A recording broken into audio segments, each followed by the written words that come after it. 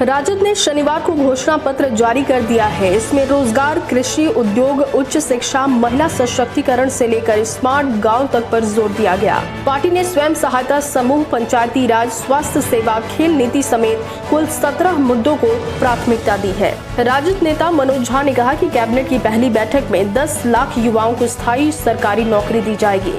राजद ने सरकार बनने पर किसानों के सभी कर्ज माफी की भी बात कही। इसके अलावा घोषणा पत्र में रोजगार व स्वरोजगार में नियोजित शिक्षकों को वेतनमान और सभी संविदा कर्मचारियों को स्थायी करने का वादा किया गया।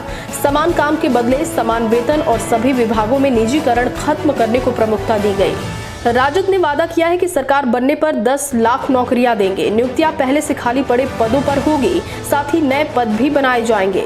संविदा को खत्म करके सभी कर्मचारियों को स्थायी कर समान काम समान वेतन दिया जाएगा।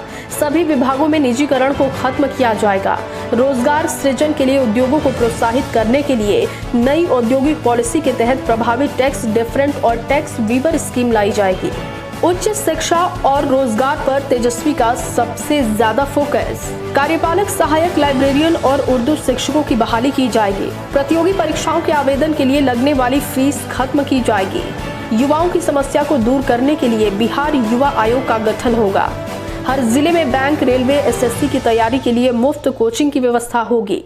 बुजुर्गों और गरीबों को हर महीने मिलने वाली पेंशन को 400 रुपए से बढ़ाकर 1000 रुपए किया जाएगा। राज्य के किसी भी सरकारी नौकरी में कम से कम 85% आरक्षण स्थानीय अभ्यर्थियों के लिए सुनिश्चित किया जाएगा।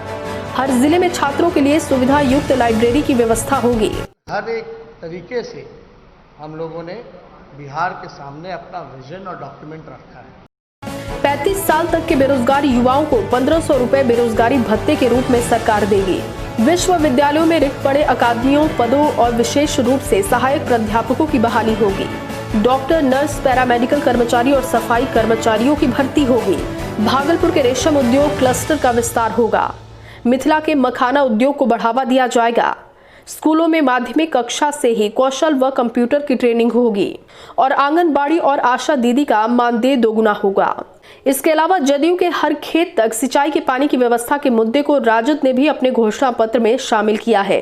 सभी सिंचाई पंपों को सोलर पंप में तब्दील करने का वादा किया है।